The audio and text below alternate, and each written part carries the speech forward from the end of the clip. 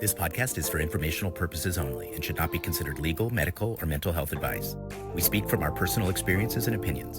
The views expressed are solely those of the individual speaker and are not intended to malign any group, club, organization, or business. Okay, well, here we are at Confronting the Line with someone who's quickly become a very dear colleague and teacher and fellow journeyer on the path of healing and recovery. And for me, what I'm really loving out of our work together, Rachel, and getting to know you and following the Indoctrination podcast and whatnot is I just have learned so much about the system that I was in, some of the impacts that maybe it's had that I wouldn't necessarily recognize on me. Not all bad, some good, some bad. Bad meaning harmful or in the way. Right. And so I've just really enjoyed that. So I just really appreciate you coming on today, folks, for our audience. I asked Rachel to come on and talk with me about a very specific piece of technology that I was deeply engaged with out of my leadership in Landmark Worldwide. And cleaning out my house to sell, I ran into some old materials, and it really impacted me to see what literally 10 years ago was a technology that I felt was miraculous, that was freeing, that was whatever. It's the formula for possibility. What we mean by possibility or what we meant at Landmark. I don't know if they're still teaching this particular work or not. And I want to frame this today in kind of my own investigation. So I asked Rachel to come on today and talk with me about this and tell me, help me work through what aspects of this are helpful and what are harmful, or maybe in what use is it helpful and what use is it harmful, which is where I'm at in my deconstructing now, is trying to understand. Mhm. So anyway, it's really great, Rachel, to have you with me. Anything you want to say by way of saying hello today?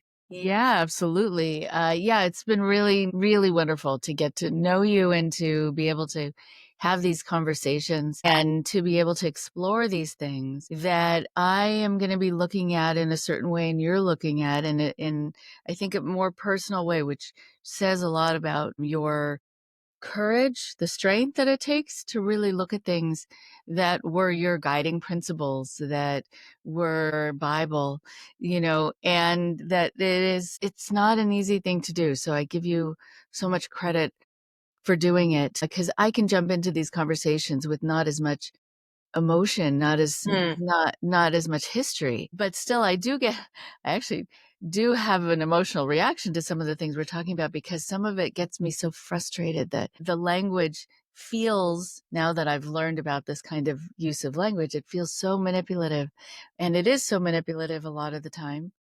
I like your point though about how there were some things that you got that were good, and I will tell people that you don't have to dismiss it all if there's some pieces that do genuinely offer you some sense of helping you make sense of things or giving you certain power to be in charge of your life in some way or a conceptualization that's helpful.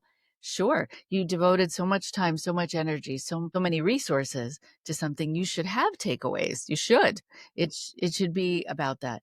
But to really look at the things that could have been potential problems and notice them, but notice them out loud, which is part of who you are. I don't want to just notice it for me. I want to see what I can offer others by way of kind of really taking a deep dive, but in a public way. Well, and that's, why I wrote my book. Initially it was because I found all this information about the founder, the leader, that really had me whoa, wait, what a minute, what have I been a part of? And then I wanted to kind of warn others, mostly because I saw the organization Landmark tying itself back very directly to the founder, to the source they refer. Mm. And I knew that that wasn't going to go well because because I've had calls from a number of reporters doing different long form stories. I know about a few legal actions. I knew this stuff, and I knew that the things that they have been hiding, I mean, it all came out about him in the early 90s, but then Landmark did a really good job of helping, put all that back in the closet. And I knew it was coming out of the closet, and I knew that people would probably have the same reaction I did, which is, wait, but was my transformation real? Mm-hmm. Because I know that behavior is wrong, harming people, physically harming people, essentially enslaving people with really exploitive employment practices. I'm like, wait, that's wrong. Right. And then it's being done in the name of transformation, in the name of, and then something in me just kind of went, but wait, that's not right. If I must stand for a world that works for everyone with no one and nothing left out, why would I be working in an organization that's fundamentally exploitive in its business practices? Now, Landmark's not the only one exploitive. I think that in the US, we have a very, very, since I came upon that term, we've had a very, very like, wow, it's everywhere. And people say that to me all the time. They go, well, Anne, what's the problem? It's everywhere. And I'm like, that's the problem. Right, exactly. And part of why it's everywhere is because those of us that are working in those environments, we don't even know what we're looking at. We don't know that we're being exploited. Or if we do know, we've done a cost benefit analysis that isn't accurate because we don't All right. really understand the costs. So that's why I shared my story. And then since my book's come out and I've heard from so many former staff and program leaders and graduates of Landmark, as well as some other similar LGAT high control kind of organizations. Now I've seen the harm is much more than I understood or even certainly directly experienced. But then as I've Right. been deconstructing that and questioning for myself, that's the journey I want to share. And so running into this little piece, so let me just share with the audience. So as I was cleaning out my closet the other day, I ran into what in Landmark we called an enrollment share. So what does that mean? That means a share that's designed to create a possibility Hmm. that isn't a possibility like a someday, one day thing, but a possibility that opens up a field or a context, we would say, that shifts not just how we see things, but the way we act and behave, I would say. Hmm. And so in about 1999, they came along, and I now understand. So I used to think that Werner left the organization and from time to time consulted. That's kind of the party line. But I now understand that's not true. He's always been in the background, very deeply involved. Not that there wasn't times he was off, they created a whole other organization in Japan. He did work in all this kind of stuff, but he's always been, everything is built on his foundation and everything is done with his sort of stamp of approval or his whatnot. I do think they misinterpret him a lot. I've spent enough time with him to kind of actually see, he has some, I suspect some frustration about that. And I kind of get it. But in other words, he kind of creates something and then this whole organization does what they do with it. Right. Idea, and it was called Transformation, Possibility, and Enrollment. Like I said, I don't know if they're still using this particular set, and I'm going to really share from my experience of it because I'm not here to teach it or train it or whatnot. I'm here to explore it and look at it from now being totally outside that ecosystem, see what I can see, and because that's what happened to me when I got this and I read this enrollment share, and I thought this is terrible. This is so, not just because it doesn't do necessarily what I thought it did, but I thought what it must be like if first, I was trained to tear myself down to create a possibility. Mhm. And I now know that's not a required ingredient. See, in Landmark, we were taught that the way to possibility, to transformation, was by being authentic about our inauthenticities. In the S days, it was getting that you were the asshole in the room and that your life actually doesn't work. So through each iteration of the Landmark lexicon, there's been some version of this. And we can trace this stuff back to encounter groups and Synanon and like where there was this whole idea that the way to shift your perspective is by getting the sinner that you are. I mean, it's even in our religion, right? Getting what's wrong with you. Mhm. So anyway, so I think I shared this with Rachel folks and I said, will you come talk to me about this? Because I think there's just something just fundamentally screwed up in here. And from a therapeutic standpoint, particularly. Right. So here's how it goes. I'll just read a few sentences and we can talk about them. Mhm. The share itself was, as a wisdom course leader, which was my position. One other thing I want to say about this, we were required as leaders to do this work, the thinking and articulating work of this process called distinguishing where you have been inauthentic Mhm. prior to everything we led. So every time we led a weekend, every time we led, it wasn't like I stumbled across and noticed I was being inauthentic with my friend Rachel, and it was getting in the way of feeling my love and affinity and relationship. Like, I think that's how it's introduced in the courses. But as a program leader and staff member, our job was to root out our fundamentally inauthentic nature as human beings. Mhm. Mhm. Already, I now have a problem with that whole thing. Mhm. To say that a human being is fundamental. So maybe actually, why don't we, before I say the actual share, anything you want to say about that? Like, to say that as a human being, I'm fundamentally inauthentic Mhm. doesn't feel. Yeah, right. So, I mean, I read through, all these pages, and I don't know if if I can quote from them or if they're sort of public domain, but you'll let me know. But there's so much of it that is so interesting and so manipulative and so word salady. But I do want to say, and then I want to respond to the inauthenticity. Reading through all these pages is interesting because there's something hypnotic about it. Mm. There is so much repetition, and there's the use of language in a way that is not tangible. So you're talking about possibility and the possibility for possibility and, all of these things where you're thinking Esoteric, right? Like, very esoteric, like, what are we talking about? And when you are given something, it would be like if somebody handed me some sort of document in a language that I barely spoke. I would know that I would need to kind of zone out a little and just look for the words that I get or I understand or I can translate. And the rest I just need to sort of take in as sounds and symbols that I'm reading. You're not really grabbing onto something that you can do something with that is actually even translatable, definable, and then on top of it, a lot of things are redefined in this. So you have a whole new definition of what a word is. So even if you're trying to understand, or if you have a original kind of idea of what even enrollment means, well, now we're going to give you a new way of looking at all of these words. So even it's another step away from the self, from the language that you know, from how you define things, and you just sort of go on, I think, to a certain degree, automatic pilot.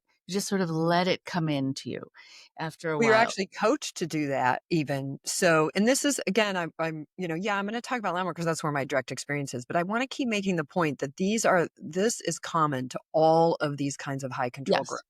And I've absolutely seen right. it even in employment situations, right? You come into work in a big company and a kind of language happens. Mhm. That's how people defend this a lot. Like, professions have their own language. Landmark, we talk about a deterministic screen. Mhm. There's this whole thing about a deterministic screen that we talked about in the Being a Leader course. But the Right. idea is all that sets you up for, okay, we're going to use words, but they have a particular meaning in this Right. thing. They have been. I think that's interesting what you just said about redefined, because isn't that a red flag? Like, if Yeah. I come Yeah. into an organization, it's one thing about having terms like in the medical profession. I mean, there's a lot of Latin and like crazy big words, but they're not redefining words Mhm. per se. They might be using them in a different way, or in context will shift meaning, especially in the English language. But we're talking about actually changing the meaning of words. Yeah. Oh, yeah, absolutely. There's so much of this that I've written down, and it's very scientological. Not scientific, but scientological, because Does that's it what sound they like do. science? Is that what that? Uh-huh. Yeah. Well, like the use of the word technology. It sounds like it's scientifically proven, but it's not. You can say that something is a technology, just like Scientology says it's a technology. But there, so right. So we can definitely get into the new definitions of things, which is very clever because when you define something in a different way for people, then you send them on a different course even emotionally. It might not have the same emotional feeling like when people in cultic groups, like in Heaven's Gate, when they did a video before they all did this mass killing and mass suicide to go up to the mothership, to go up to the comet that was coming by. It's a long story if you haven't heard, but you can look up Heaven's Gate. But none of them used the word death. None of them said dying.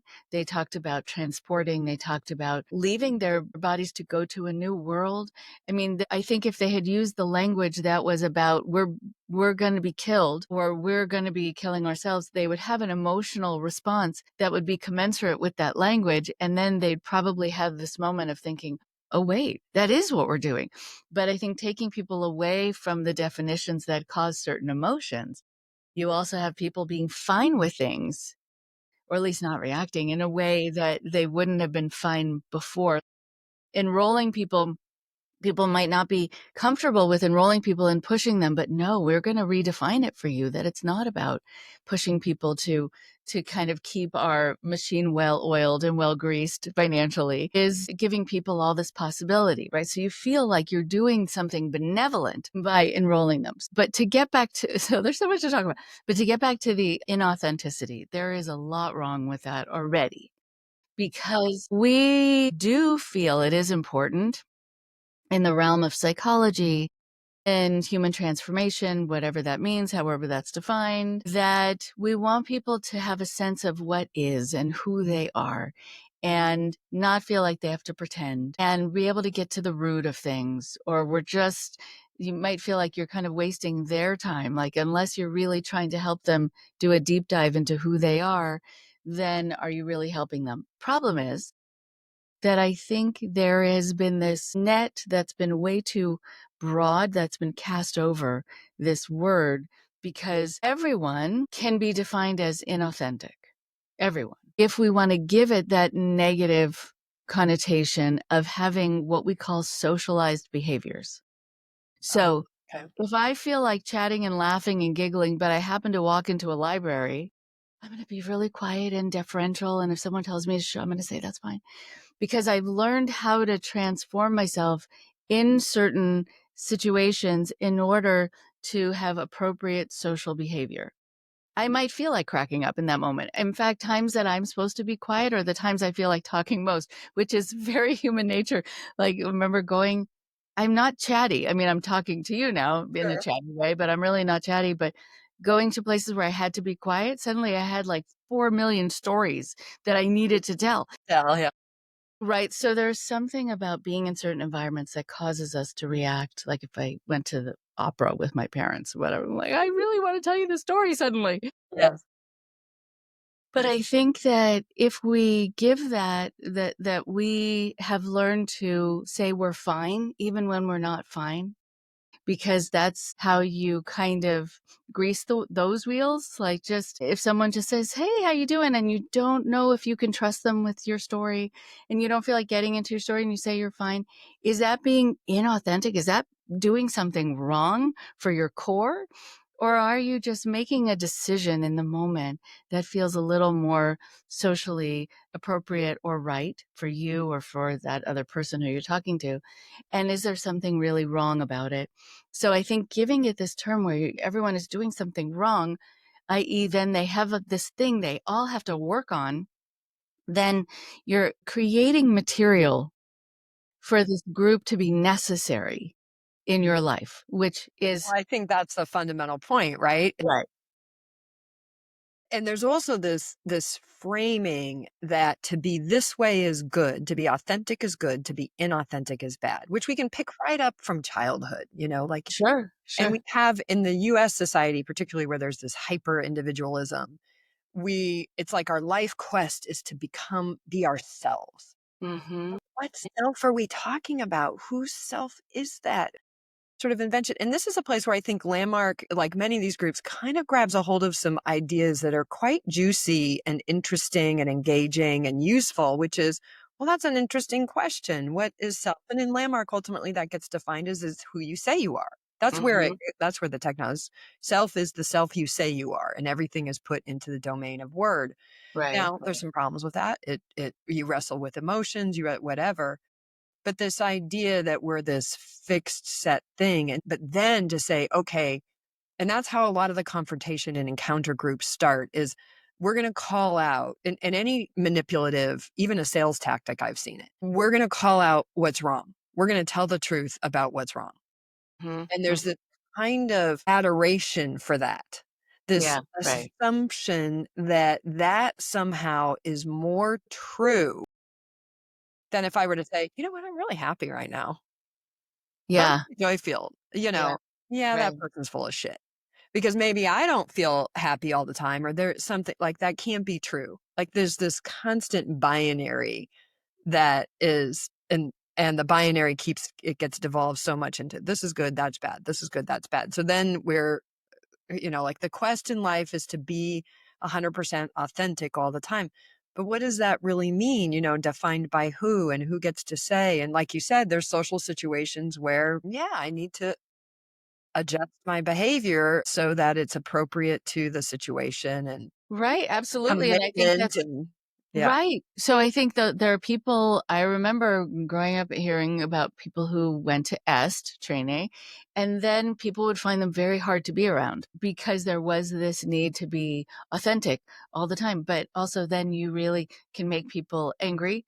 You also are choosing environments to act in a certain way where people are not wanting you to interact with them in that way, and it makes things uncomfortable. There's also something inauthentic about pushing people to be authentic.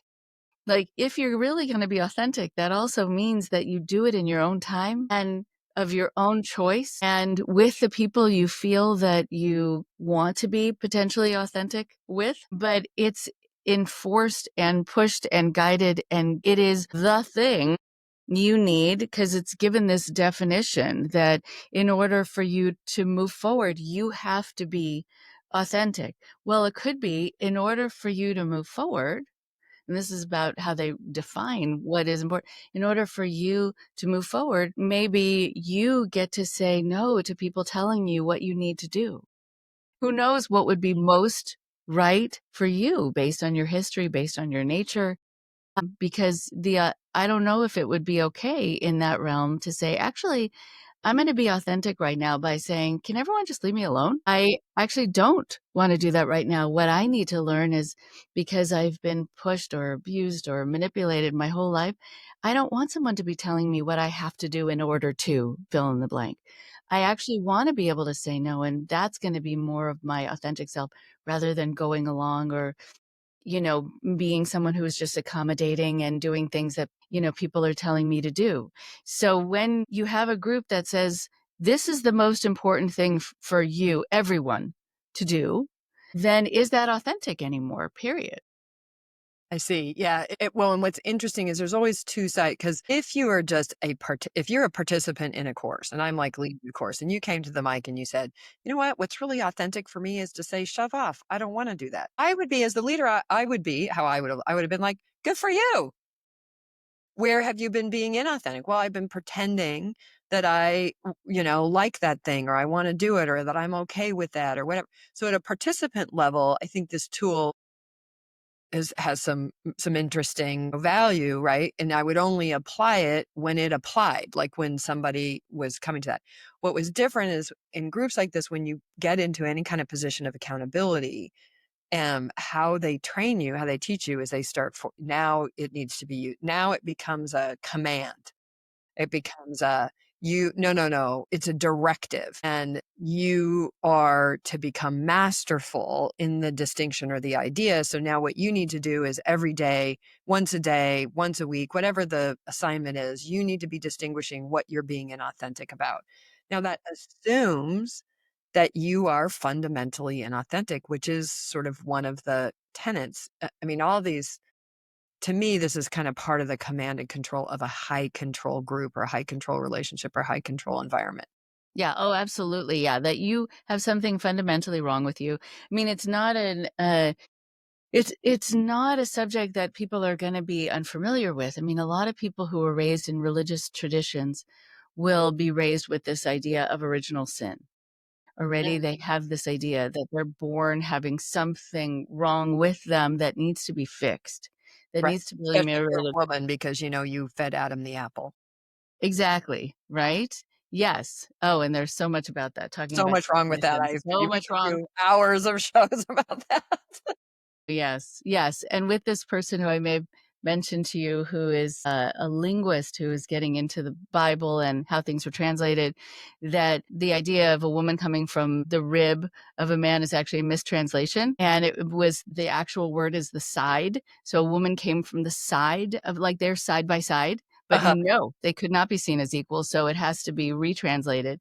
So anyway, back to back to what we were talking about.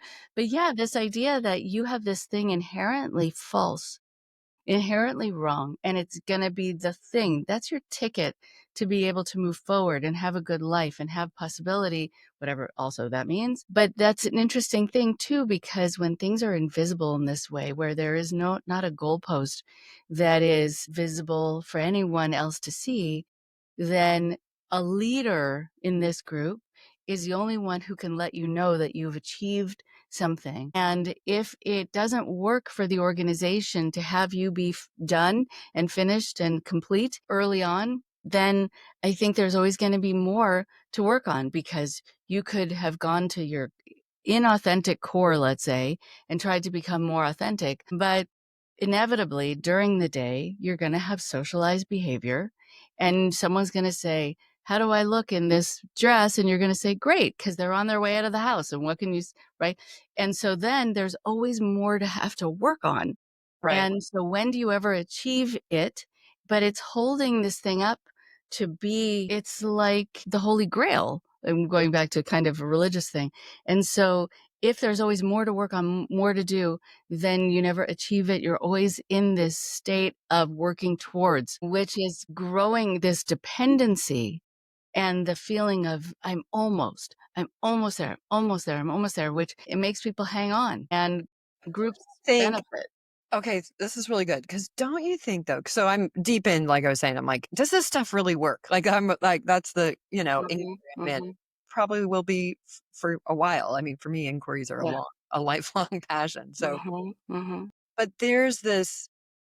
I mean, as a human being, near as I can tell, being one and spending a lot of time with many of them, and just spending a lot of time with many of them in the field of growth and development, there is this sort of natural thing that we want to be better, do better, get better in terms of who we are. Now, not everybody has that. I love, one of my favorite Rachel Bernstein quotes is, but what if I want to be the caterpillar?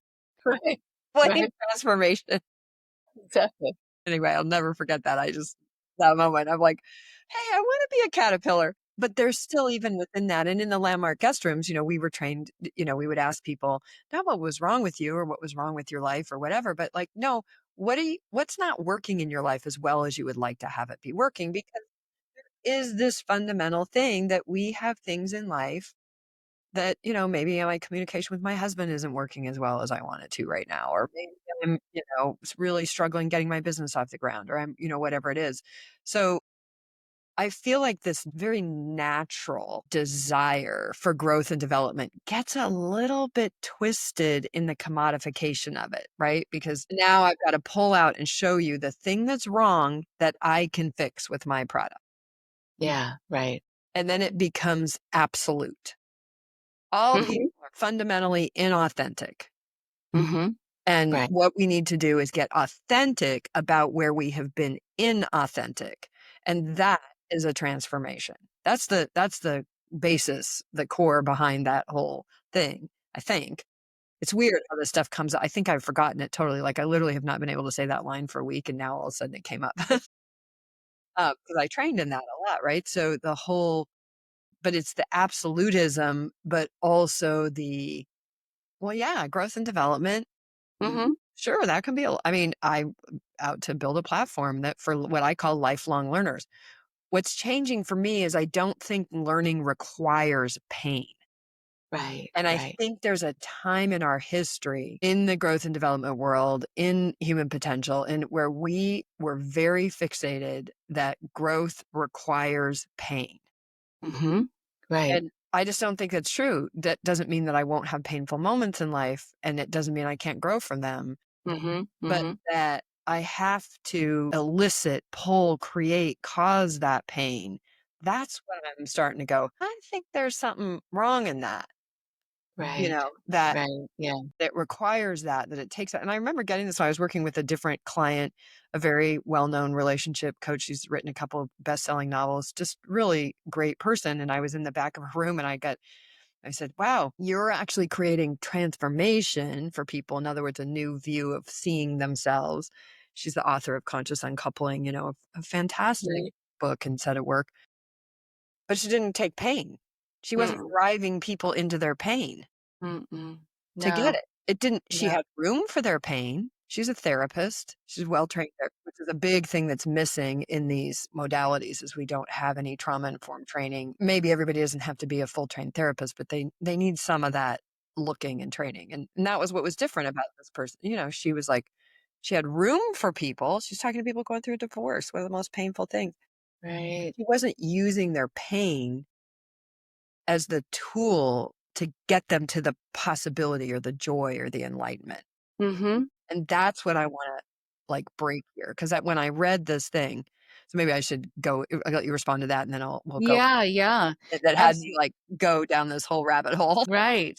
Yeah. There is a lot that we have been acculturated to believe about pain, that it is necessary for growth, that it builds character, the whole no pain, no gain phrase that almost everyone can quote because that's what people think is necessary, but it's also an excuse that is given when people cause you pain and then they want to turn it around and say that was for your benefit, which is, I think, their way of That's very saying convenient for predators, right? very, overly, Way Yeah. right? Yeah. I mean, I had a very small injury. I remember going to a physical therapist and I got tense when she said she was going to give me like a massage in a certain area and my skin is sensitive in certain areas, whatever.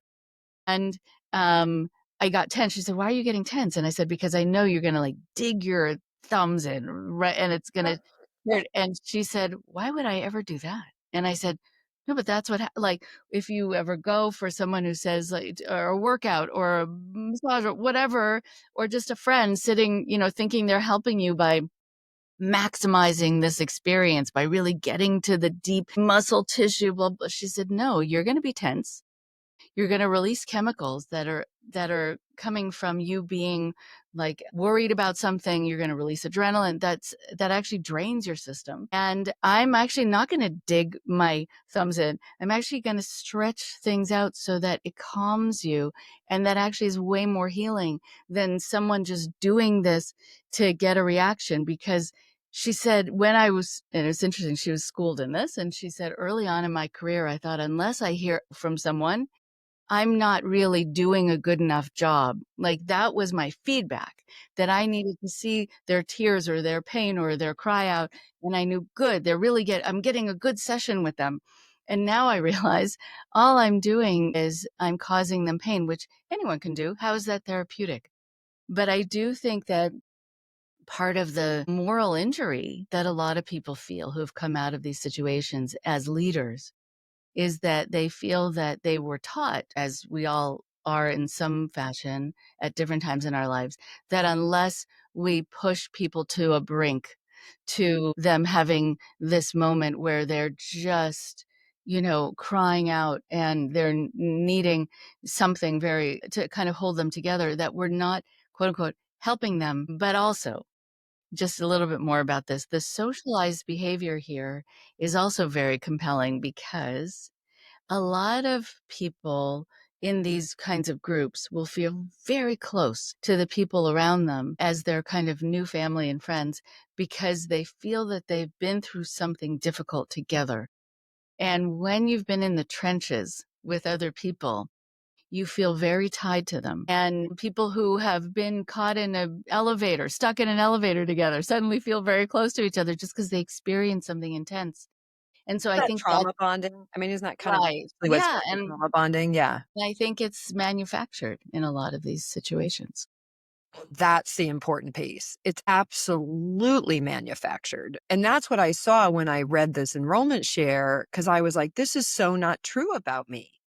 Now that Mhm. I have like all this, I mean, this probably was something I did in 2010 or somewhere in that area, or maybe even earlier. And I was like, "What?" And that's part of what I could see is by being told that, okay, you have to go root out this. It's almost like being rooting out the evil in you so Mm. that you can create a possibility. And it's a particular kind of possibility, right? Like, so the definition, again, I don't know if they have this anymore, but they used to have in the front of, it was a very, every guest room, every forum, right? That the way the forum works is that you can have any result for yourself or your life that you invent as a possibility and enroll others in your having gotten. And look, I study a lot of language. I understand that. If I say, hey, I mean, I'm telling everybody about the house we're building up in the Pacific Northwest. We don't have all the pieces together. We don't know how it's all going to come together, but we've been, since we bought the property in 2019, we've been telling everybody we're going to have our dream forever home up in the Pacific Northwest on this lot, this island, all this stuff. And then that gives us fuel and takes actions. They're, again, I think they take something that's sort of natural but then really kind of try to capture it. And then Yeah. enrollment is causing a new possibility. So this is the redefining of enrollment, which is basically signing up in the English. Enrollment Right. is causing a new possibility to be present for another such that they are touched, moved, and inspired by that possibility. And what they're trying to do there is like, okay, if I share about my possibility, my future home, and Rachel's like, I get her enrolled and she's on board, she might have resources to contribute. It's like becomes an energy loop. But here's the other thing it leads to that you said it earlier when people complained about est holes. They used to be known landmarkians or landmartians or whatever. One of the signs is they overshare Uh-huh. Yeah. Right. overshare. And in our little recovery group and in our, the larger Facebook group, have a few hundred people, and then we're kind of deconstructing this and talking about what our lives are like now and what are the challenges Mhm. we're dealing with. I've lost track of the amount of us that didn't get a job, didn't get a date, didn't get something we wanted because we overshare. Yeah, that's so interesting. I have actually All in the name of I mean, this was all in the training in name. oversharing, right? Totally.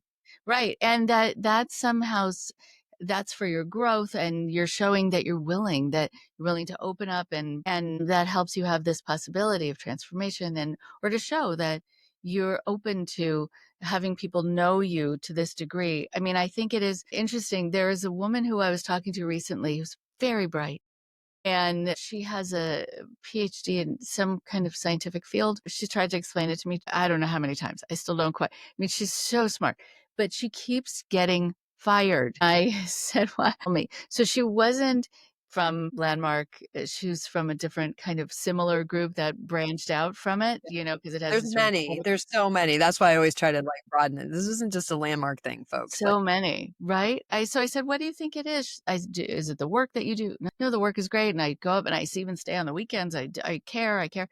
What would happen was that when she would have these quarterly meetings or whatever they were, or monthly check ins with her boss, she thought what she was supposed to do then was to talk about all of her doubts, all of her concerns about herself, all of the things that she thinks she could have worked harder on, all the times that she's sure that she hurt someone, but she's not sure. It was so much insecurity. That's how it came across.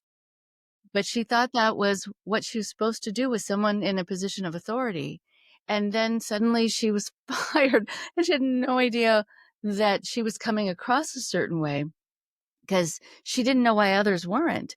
And people were coming to the manager saying she's oversharing and we don't need to hear about all this other stuff. And she's not picking up on social cues because she'll just back you into a corner to keep sharing because that's what she was trained to do. So it can make it hard for people who can be really moving forward in their lives, to have a that's hard another time. thing I've seen about the human potential training. That's kind of where I put the bucket is. It was all about blowing past boundaries. There are no boundaries. Boundaries are not a thing you would talk about in that group, but you're also literally learning first how to blow through your own personal boundaries.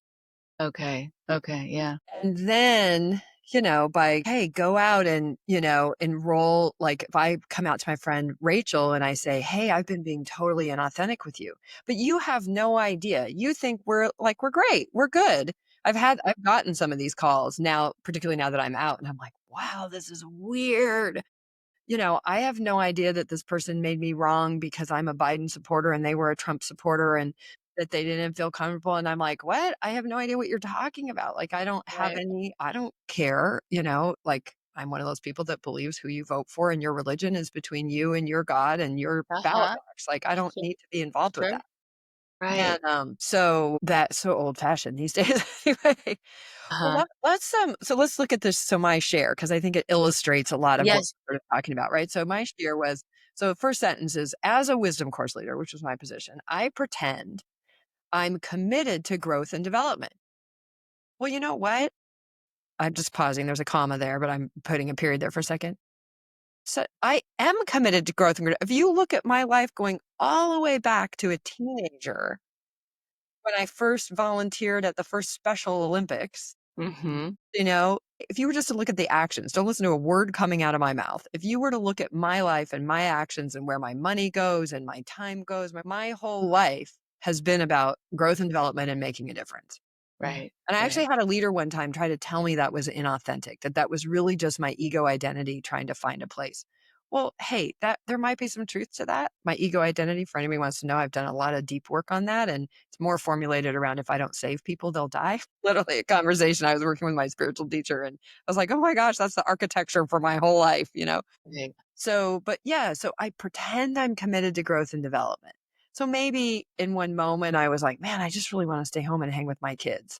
What Mm-hmm. I'm supposed to be as a leader is for growth and development, or maybe I just want to rest or whatever. But now this is being framed as an inauthenticity. I pretend I'm committed to growth and development, getting better than, which means what we were talking about earlier, getting better than how I was yesterday, whatever, and being admired, Okay. hiding hiding that I'm a girl from the wrong side of the tracks, trailer trash, lacking, and insufficient, which, by the way, is the story that I supposedly completed about myself in the advanced course, which is the second course that they do. And you write out your whole story of your life. How did you get to be how you are? Who are you? Da, da, da. And that was my Okay. story about myself. I was the poor white girl that my mom somehow always had us in good neighborhoods, but I was the one we didn't have money, right? So I was always a bit of a fake. My Nikes were the fake Nikes, not the real Nikes. My Keds were the off brand, not the real brand, like that kind of thing. So that's what Right. that's expressing there. So I was quite shocked, like, okay, here I am, years and years and years after the course where I supposedly transformed that about myself. And the truth is, I kind of have. I mean, now it's kind of like, yeah, I was a poor girl in the rich neighborhood. Okay. There's no heat on that. So it's not something that I hide. I haven't hid it since the advanced course where I learned to overshare about it. So right off that whole first sentence, I was like, what? I Yeah. couldn't connect to it at all. So anyway, Interesting. anything you wanna say about that? So that's part of the process is you say what it is that you're pretending and what it hides. So that's the first step of the formula that we were talking, Right. Interesting. creating possibility. Remember, folks, keep this in mind. This whole thing is about creating a new realm of possibility. It's so interesting. I mean, what I want to respond to, and also I want to make sure to mention too, is the way that things are defined. Like with enrollment, one of the things where it says is that, it's to give people freedom. And it's reminding me also of Scientology, because there is this bridge to total freedom that you sign people up for. It costs them a lot of money and they get stuck in it. And if they don't pay for everything up front, they have then their freeloader bill, which they're imprisoned to for years and years and years. So there's no freedom in it. But it's very similar here. Like you're signing people up or you're getting them to sign up for something that's going to give them freedom. If they really had freedom, then you'd say, I don't know, you can sign up if you want. And I wish you well. If not, this isn't for you. It's Right. Yeah. totally fine. And also, You're free to choose. right, exactly. And that also somewhere in these 11 pages, I saw the phrase, the logic is inescapable. And I thought, that's so interesting that I wouldn't tell a story and then say something like, and I hope you believe what I'm saying, because it's important to believe what I'm saying, that I am being logical and I am being, you'd wonder why that's being said. If, maybe I'm not making sense, or If it's maybe I'm not. inescapable, you don't need to say it's You don't need to right, kind say of it, thing, yeah. right? But I do think that the fact that you're reading this now and it's not grabbing you, and it's like, I don't know if that was really a thing. And yeah, there are a lot of people who feel like a fish out of water in wherever they are. And they might not have the same degree as someone else who they're working at a company with, or they're going to a school. I mean, I remember being the scholarship kid at a very fancy school at one point in my life. And I thought, who are these people? What planet are they from? I am not from the same planet. And so you just feel like so different. But I'm wondering if that was the thing that you needed to come to as the core thing to kind of either define what you were going to work on next, or the thing that was at your core. Then looking at it now and feeling like that doesn't really feel like something that I needed to address to that degree. Do you feel like you were kind of pushed or guided or manipulated into that? And then if you were, then how authentic is everything after that? If you're going towards being authentic, if the abstract, like for an article or a study, is not really something that is really at the core of you. And so then everything after that. You know what's interesting is now I literally read this. So I've read some of the papers and stuff about the Margaret Singer work they did on brainwashing, right? Yeah, Understanding yeah, yeah, yeah, yeah. 1950s brainwashing tactics. This literally occurs for me like one of those now because why do I say that? Because I'm told, okay, so to lead this weekend and to be in your full self, you need to root down and find what have you been lying about, inauthentic about you, da da da da. Like, so it feels a little bit like that when you hear about, I mean, I know this is a big gap in the comparison, but it's like this super watered down version of tell me about what you know about those criminals or about that or your sins or it's in order to have the prize, which is to lead and stay in the system and be have the opportunity. Everything that program leaders do in this environment is so that they can lead those programs because it's amazing. It's an amazing experience. So now you're going to, like they have now found out about torture, that people will make up whatever they think the person torturing them wants to hear so they can make the torture stop. I think this is a kind of a little bit of a reverse of that, in that we will make up whatever there is to make up so that we can have the opportunity for the carrot. Oh, yeah, right. Yeah. We'll make up whatever we've got to make up. And the carrot might be belonging in the group. The carrot might be being able to lead.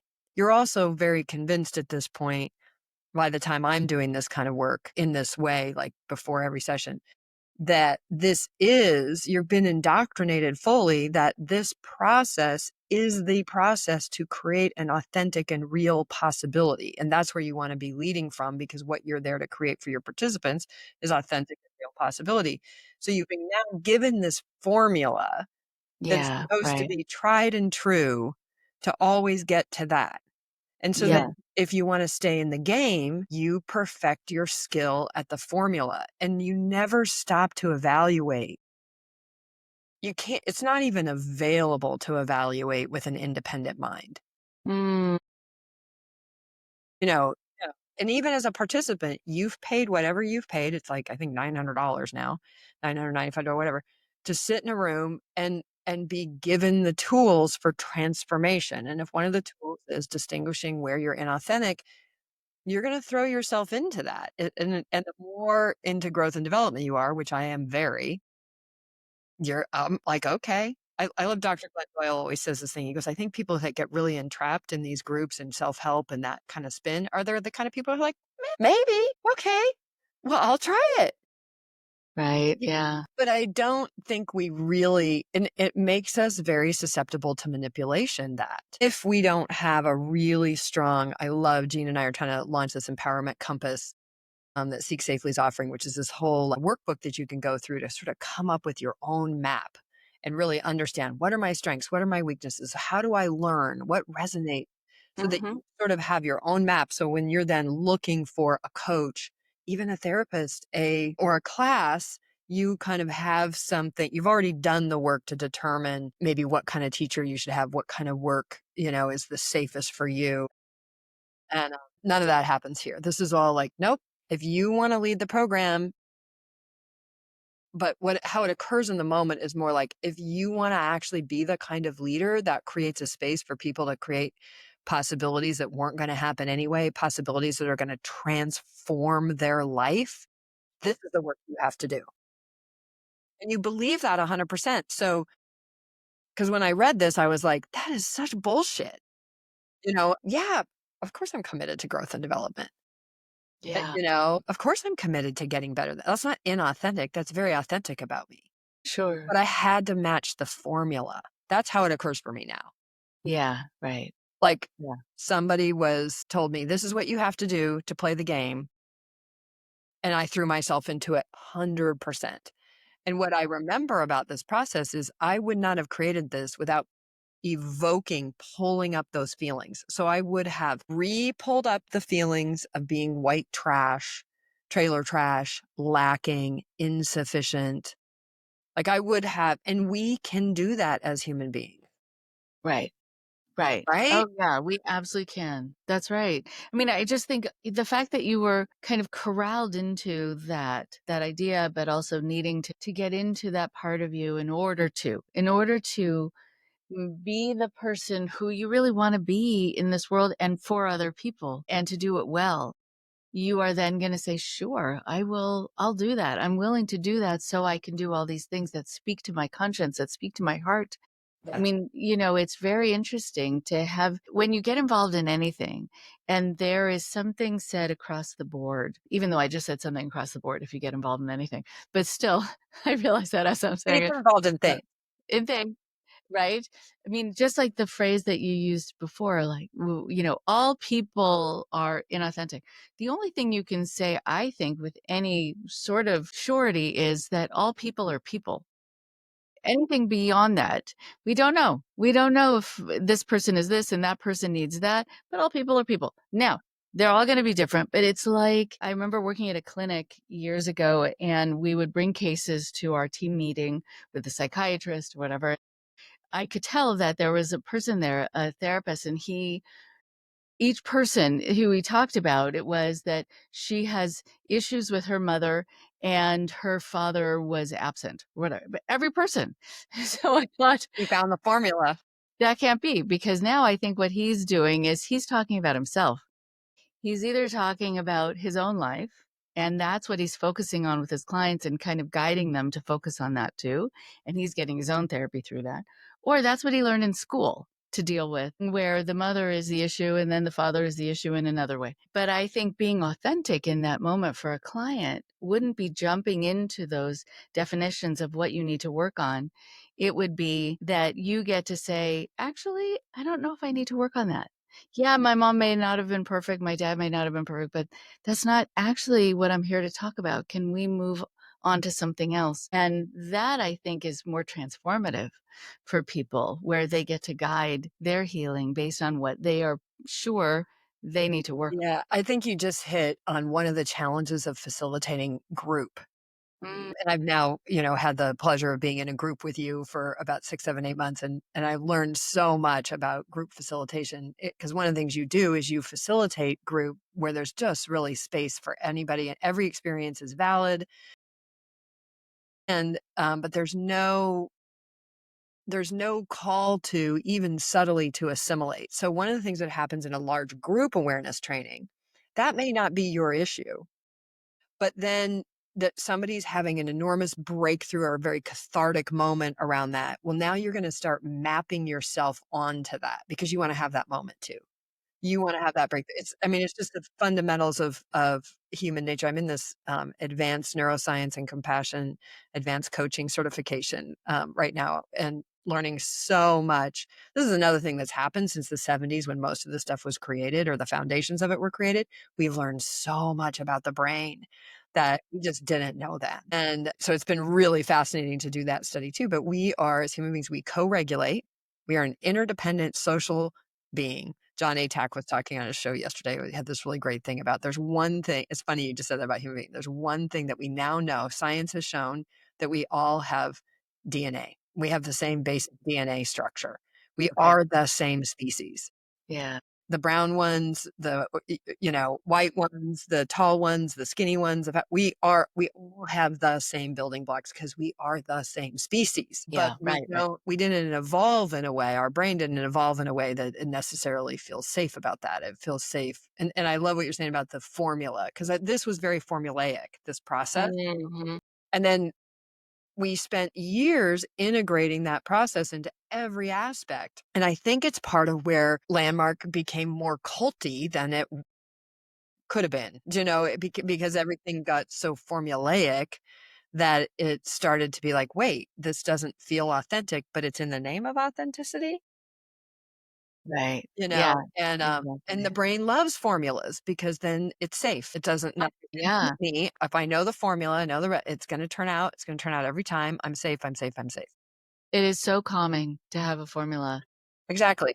We love them, and we love quotables too. I think of my engineering prowess, which is righty-tighty, lefty-loosey.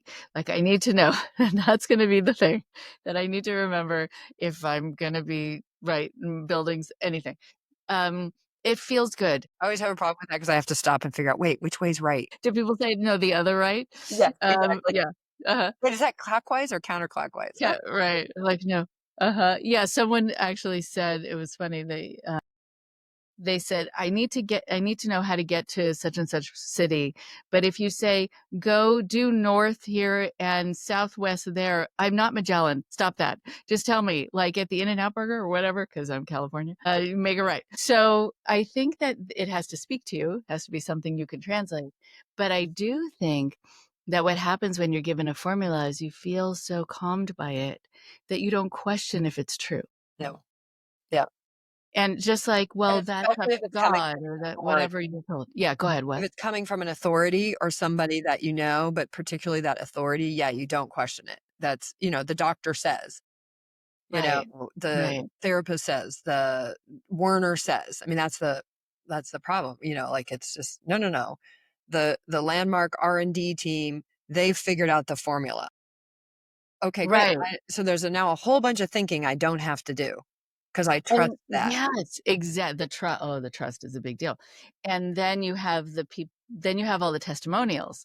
Then you have that socialized confirmation and confirmation bias and false correlations. Like, since I've been taking this or doing this seminar, the following good things have happened to me. Well, you might leave out all the bad things, but also they could be totally unrelated, even the good things. And so when you hear other people, groups like this use liberally, like, if someone has a question about if I'm helping them in therapy, I'm not going to sort of call in go to get my last client who's on their way to the elevator, come back in and give a testimonial for how I've been helpful to you. Because what, but I think that that's what a lot of these groups do. And then you say, "Oh, okay, well, then I don't want to be the only one who's sort of doubting this, Yeah, that group dynamic. Well, okay, so let's get to the second part of the formula. So the first part of the formula is to say where you have been what you've been pretending Okay.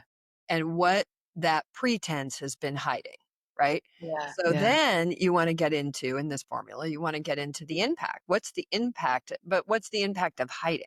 Which is another thing I've now found really familiar. I was super trained in, and I've now spent enough time with John Atack and Chris Shelton. They're now teaching me like where all the Scientology corollaries are. So, but this whole idea that, who we are what we hide, right? Which is another trope we hear a lot in society and our problems. Oh, great. They're now working on my street. Let's see. We'll see how good Riverside does at cutting out paving noise. Okay. But, so the idea is by revealing what you've been hiding, you're free. Now, again, I wouldn't say, like, I've had a lot of experience with that. Like, if I tell my husband, I've been hiding from you, like all the Girl Scout Thin Mints, um, kind of thing. So, there again, all these things I think start with kind of a basic human thing that has some truth in it, but then it gets taken over or used in the wrong place at the wrong time. So that was part of my question, was like, is there a valid use for this process? But let us go back to before we'll end with that. The second part of the process is, so what's this impact of living in that pretense? And so Right. the impact in mine was the impact is I'm never satisfied. Mm, Always reaching for more, lonely, sad, angry, hiding, working hard, and driven. The whole idea, so and I know, like I can feel it in my body when I did this was to really, really, you're not taking this on like a pride. This is truth that you are revealing. So, right. okay, what's been the impact of hiding all that? The impact was all those things. Mm-hmm. People Right. cannot get in with me. In other words, my coaches, can't. And this is a big thing in these cultures is in any high control group is you are always the problem and you're very trained to always look at yourself, never look at the Right. organization, never look at the Right. other. And there's some reason for that. You can't make a difference with the other, but you can make a difference with yourself. But it gets taken way too far. So people can't get in with me. They experience being used. And I Mm, kept thinking, I was like, oh my God, please tell me I didn't share this in a room full of people that paid $3,000 for me to teach them. Anyway, okay. being people, they experience being used, thwarted, and hurt. Mm-hmm. People in my courses are left hoping versus having, Okay. falling short and resigned. I mean, it like almost made me cry when I was like, oh my God. And I have heard from, thank you, everybody who has reached out to me since my book came out specifically and shared about, the difference being in my courses made and all of that has been Mm-hmm. Mm-hmm. lovely. Yeah. Um, but, and then people meaning people in my courses, doubt their own insights and breakthroughs. Real growth is cut off. Complacency becomes the norm. Wow. And I Okay. was like, did I just get trained in this process to like tear myself down emotionally? Did I get trained in this? Like, because I promise you, when I wrote this, I was feeling this, Yeah. Right. because that's part of the process. You want to get into it, you want to Right. feel it, you want to experience it. That's what it is to have a breakthrough, is you're experiencing it. But we know, even from our own landmarks teaching, you can create any experience. Mm-hmm. One of Right. the gifts and curses of being a human being, Right. Absolutely right. right? Yeah. Yeah. So this whole idea of tearing myself down anyway, and then I'll share the possibility that that supposedly arose out of that. Because that was the idea with this technology, is that when you got honest about where you'd been dishonest, you got authentic Mm-hmm. where you'd been inauthentic, where you told the truth where you'd been hiding, there's this release and this relief. I mean, isn't this what confession's all about? Mm-hmm. Like Yeah. Catholic confession. I mean, Absolutely. it's quite a brilliant thing, actually. I used to always say, like, oh man, those Catholics, they kind of had a good idea there. Right. Yeah. Yeah. There is this kind of emotional release that Yeah. happened. Absolutely. Now I read it and I go, oh my God, this is disgusting, Mm. because I know But it's not true. uh-huh. Right. Right. Yeah. Because you can get caught up in this whole mode of self-disclosure and really digging in, getting into the things that are really hard, that are really painful, and it can feel very emotional, and I think some of it really is true about you, about people.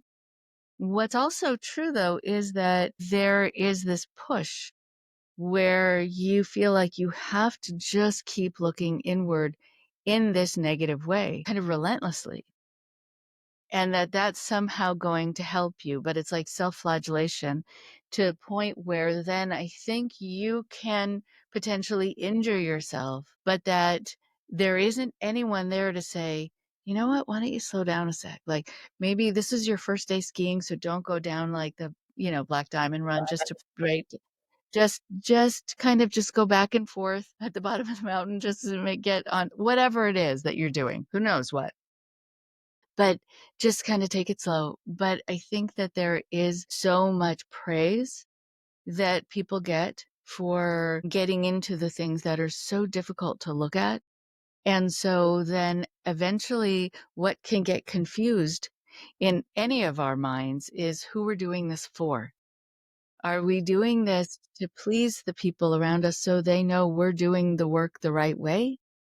Are we doing this so that we're lauded? Are we doing this just for us? If we're doing it just for us, then it's not something we have to share with anyone. If it's something that we just want to have as a thought, we can choose. It's like writing in a journal. And if someone says, now, after you've written all these things in a journal, go up to the stage or whatever, read all this in a microphone. Well, then now, who are you doing it for? And are you doing it for the people to say, look at you really looking inward, and that feels really good? And it causes this need, I think, for affirmation, for confirmation, for this, good for you. There's also an interesting thing about people being pushed to do these sorts of things where the message gets confused, where you are supposed to look inward so often that you become part of your own gaslighting, I think, where What you I was learn, wondering. Okay, I'm glad you. right? You learn to kind of deflect back onto the self, which can also keep the focus away from, let's say, a perpetrator, where the focus could be or maybe should be. You also are pushed, I think, to share things in a way that can feel extreme, but without care, without a group of kind of licensed or knowledgeable professionals around you who know how to hold you together while you're kind of coming to pieces at times. I also make sure in my practice, not that I do things perfectly, but through the population I work with, I've learned, and this is something I've talked about in the group that we're doing, that I never use the words withholding or resistant. That if someone does not want to share something with me, that's absolutely okay. And I am not going to blame them. I'm not going to tell them they're withholding. I'm not going to tell them they're Push. being resistant because they're not giving me what makes me feel like I'm a good clinician with them. I will also wonder, hmm, is there something I could be doing that's potentially making them feel not quite safe yet to tell me certain things? I'm not just going to keep blaming them and pushing them because, come on, let's get to the real work. That's how therapy was early on. Like you just had to get into this. Exactly. I mean, again, I'm not trying to defend Landmark here or take it down. I'm just saying, gosh, I think there's a lot of tactics and assumptions and things Yeah. that are embedded in that work that we've had the opportunity to now know better Yeah. Yeah. and that have quite often been taken too far. Like that this was turned into a formula to Yeah. be Right. used for everything. I think, tell me if I'm wrong about this, is the biggest aspect of the problem, because then now I have people doing this whether it's real for them or not. Like I said, if I encounter in the wild a moment where I find myself being deeply inauthentic, like just being some fakey. I mean, I've dealt with this in my family. There's one side of my family where I've just never felt free to be myself. They're very conservative. I was born and raised Christian, but I was the Mary Magdalene, Jesus loves you, and everybody else, Tammy Faye kind of Christian, that we didn't have rules except for to love and to Hmm. care for each other and like that. And so, like when I sit around a lot of family gatherings, yeah, it felt kind of inauthentic for me. But you know what? That was also fine. It was fine and appropriate. And when I actually started trying to open that up, I've now lost that whole side of the family. I'm a Right. threat to. Right. And Right. so they Okay. don't want, we have a couple grandchildren that I'm not allowed to be in their life, and I don't quite understand it all, like, because I'm not in their world, I don't know. But Hmm. and I've heard this story a lot from people who are former landmark people, because we were sort of trained to like get in people's face with these inauthenticities to, Right. that wasn't entirely what I did in this situation, but it just is. Once we turn it formulaic and we make it the thing and it's the tool to apply everywhere all of the time, we're in some dangerous territory. And when we present as any kind of facilitator that this is the formula and this is the truth, when we're talking about people, other than that Yeah. we're the same species, I think we've got. So the possibility that I invented out of this process, so the possibility, and remember the nature of this is the possibility would arise from this rush of telling the truth and of getting the impact. There's another process in Landmark called a racket. Glenn gave me the therapeutic equivalent to it, but you talk about what you have a persistent complaint and a fixed way of being, and then you talk about the costs and impacts of that. Now, that can be really, Like these tools, I would say, even now that I've spent a couple of weeks with this one, I'm like, okay, I can see there's some applicable places and times for these tools. Hmm. The problem is when they're taught, we're not taught what isn't the applicable time and place. We're taught it in a way that it's implied, if not explicitly said, that they always work. Right. But the possibility was something that would sort of arise out of this emotional release. So the possibility I invented with this one is the possibility I'm inventing for myself in my life is the possibility of being free, a Hmm. leader unleashed. Now imagine though, so I've just confessed, I've just like had this whole emotional release. Keep thinking about Dr. John's work here, Yeah. about Yeah. the creation of a hypomanic state. Like Right. I go into this, I put myself in an emotionally intense experience, and then you have this release, Hmm. and now I give words to that release, or somebody gives it to me. Yeah. And that's the possibility, right? And of being free, a leader unleashed. Now, who wouldn't want to be Mhm. that? Here's the thing. Right. Now, I think I already was that before I ever even started this process. Just that I Okay. was willing to do this to myself. To Right. me, now when I look back on it, I'm like, okay, I guess I was pretty unleashed because I was willing to do all kinds of deeds. But there's a long-term impact, which is what I struggle with now very much is I'm very prone, whatever is happening, whether Trump's doing it in the White House or my husband's doing something that I don't Yeah. like or Yeah. whatever, I don't look at the situation. I look at who am I being that's causing, Mm. and where am I being not honest or being inauthentic or whatever. And this is what I see with so many, I call them the formers, former staff, former program leaders, is they don't know that the system didn't work. They think they didn't Right. because Yeah. we were taught these kinds of processes Right. and then told to use them all the time Hmm. on every. Right. Yes. And it can be taken to a point of such dissociation and a misread of so many situations, but also that you don't then have clarity about what has happened and who has done it and who's responsible. And I feel like then it becomes like a perpetrator's paradise Exactly. where you have people who will say or do whatever they want. And if you have a problem with it, that's on you. You need to look inward. If I'm just sitting, like reading a book, sitting under a tree, and someone comes up and slaps me on the back of the head, I want to be able to say, "Hey, what the heck? I was just, I swear." And if they, if we're part of a cultic group, I will have to say, was I in that person's way? Is this a lesson to teach me? Is this God's punishment? Is this for something I did before or I was even thinking of? Lingo would be, was I a clearing? Who am Was I? I Was I a clearing? clearing to be slapped?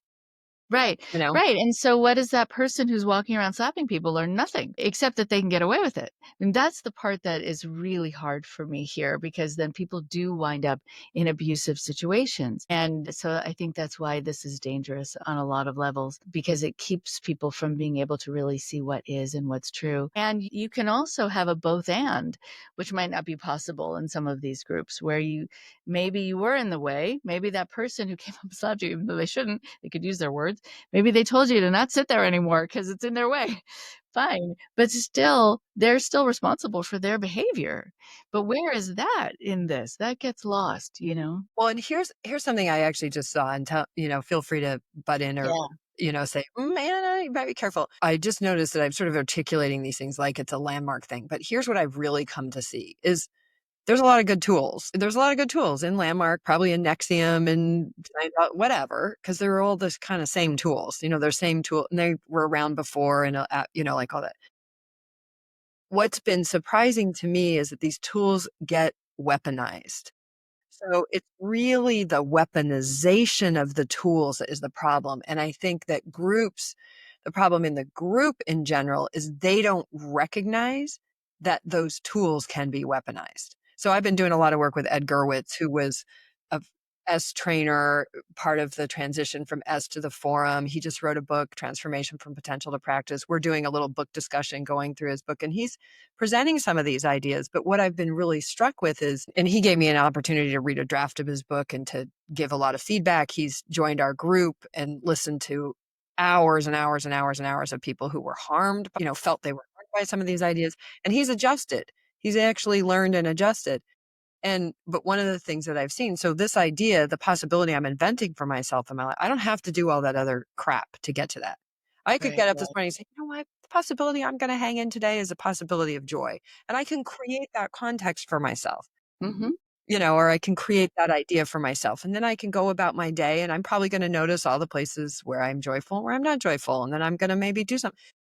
I don't think there's anything wrong with that. And I want to make sure that I'm not misinterpreted to say that there's something wrong with all that. I think there's Right. uses and I think there's unhealthy uses.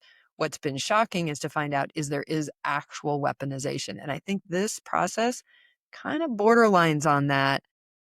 Yeah. One, because it was presented as always true.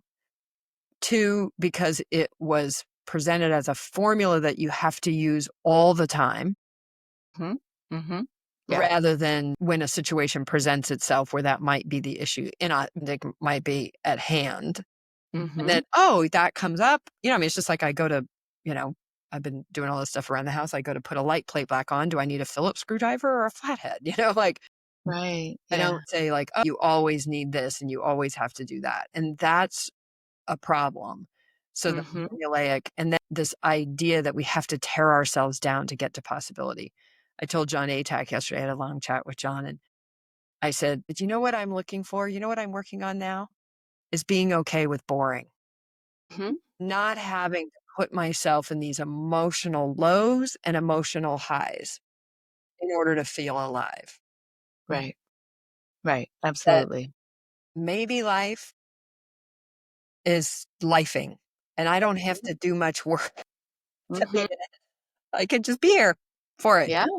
Right. Yeah. And I don't, because you do get really addicted when you're taught in processes like this. That's the other harmful aspect, I think, is that you're taught to take yourself into this emotional nosedive to Mhm. get to the high. And that's not good.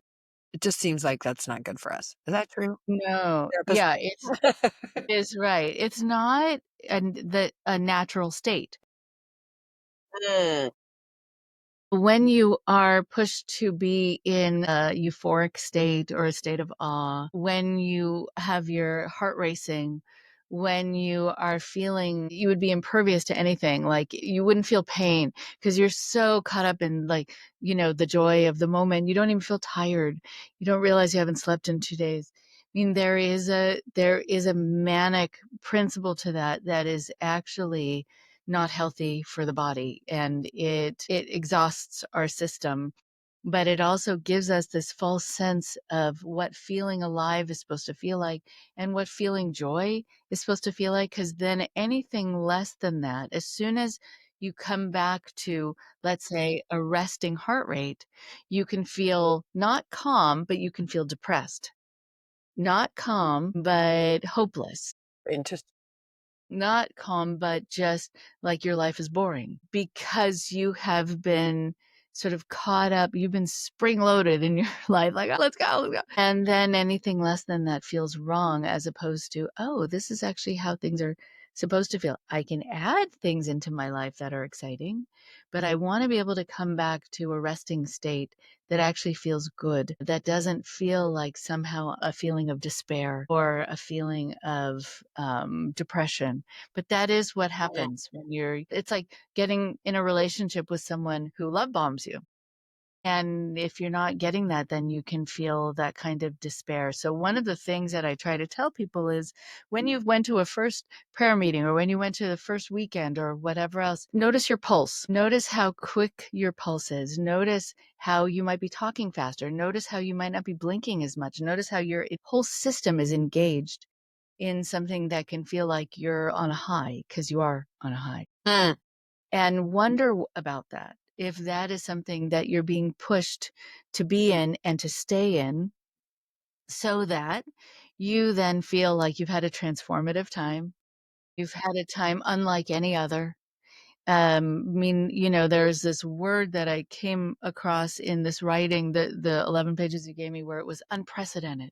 There's something about things being unprecedented that is important. And just no, I mean, just think for people to be able to realize that that is not a natural state. And it's also not kind. I think it's not nice for someone to be stirring you up to that degree without you understanding why they're doing it or that they're going to be doing it, and without giving you the tools to handle when the high wears off. Because if they really cared about you, they would give you those tools. This is so important what you just said, I think, for the times we're living in right now, because we're living in times with whether it's social media or the news or whatever, but people have figured out to evoke strong emotion to control behavior. And Mhm. which is fundamentally what we're talking about. I mean, that's what high control groups are doing, is Yeah, right, they're right. creating these, induced emotional states to control behavior. And one of the behaviors, I mean, they're great if you go do all this lovely stuff in your life, but one of the behaviors they want to make sure happens is that you buy. And, right. So that's Yeah. baked into the whole thing. And again, this is not a Landmark original. This is, a part of, sometimes I feel like the more I study this, the more I feel like Landmark's just a victim of its own self and its own times and its own, you know what I mean? They're just, Yeah, right. but I think what you just said is so important right now as we're learning how to regulate in a really dysregulated world, in a world where there's so much coming at us that's trying to make us upset, that's trying to make us angry, whether it's the extremes. That Mhm. isn't our natural state. That was really great that that's what I just got out of this. Like, the extremes are not the natural equalized true possibility state, right? When I'm Right. sort of Yeah. free to putter around with my dogs, and that's, I'm loving learning how to just kind of be in the flow of life and have that Mhm. feel good. Mhm. Let that feel Right. good Yeah. and not Absolutely. have to be driving. Wow. Well, Yeah. Rachel, I I'm mean, conscious of the time here, and oh, yeah, yeah. Sure, sure, sure. so Yeah, let's talk. yeah, well, just thank you so much for just doing this work with me. And I really want to I wanted to do this in part because I wanted people to also get a sense of what it was like to come and work with us in our healing group, the healing and recovery group that we Mm. host. And lots more room in there. And I know there's lots of people out there that have been, whether it's in a group situation, health and wellness, personal development, or relationships, these dynamics, they travel.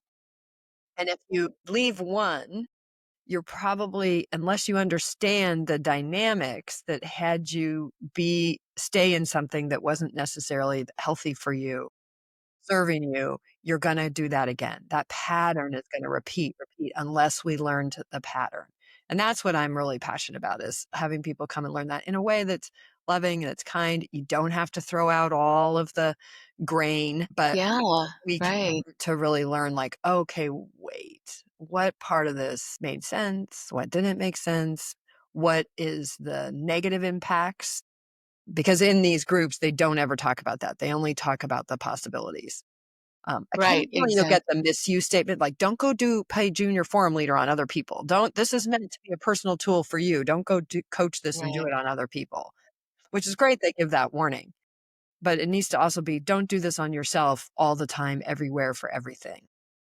Yeah, right, exactly. And I think it's great that you're exploring all this, and I think, yeah, the group has been really I think it's a lovely space for people to come on to talk. And, for when people say, I'm kind of embarrassed to say the following, I'm thinking, "No, no, no, this is not on you. This is so not on you. That's the first Please thing you don't." find out. Yeah, Yeah, that's right. the first thing you find out is, A, you're not alone. B, it probably wasn't you that had whatever going on. So Yeah, right, we'll exactly. link a note in the show notes, but just I wanted to end with a kind of open invitation for folks to come and join us in these kinds of really rich conversations and explore, explore. Thank Nice. you. Thank you, Anne, for all that you're doing and all that you do and all that you're working on that's gonna be, happening in the future for yourself, for so many other people. It's really quite My lovely. pleasure. Okay. Talk to you. Okay.